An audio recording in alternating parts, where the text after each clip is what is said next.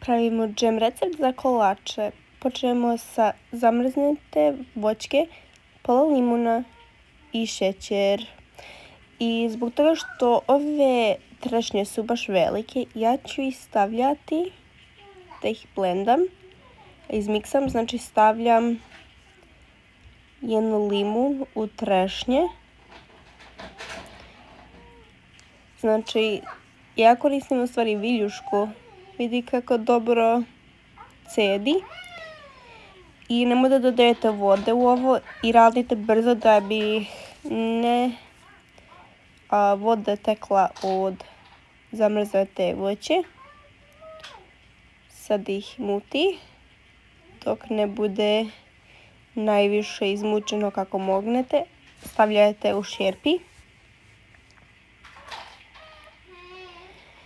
I sada dodajete 2 kašika šećera. Ovaj recept je manje šećera jer ja pravim sa kolače koji će biti jako slatke, ali ako hoćete za neki recept da to bude slađe, vi slobodno stavite više šećera.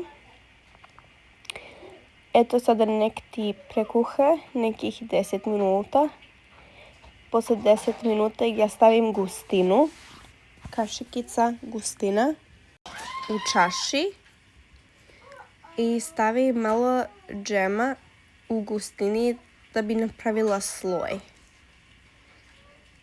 I tako taj sloj ubacimo u džem. Eto, pogledajte ovako, znači kašikica, stavimo malo džem, izmutimo lepo, ubacimo unutra. I tako ja sam ovo promešala još 20 minuta. Vidi kako izgleda posle 20 minuta. Ukupno 30 minuta mi trebalo. Evo vam recept.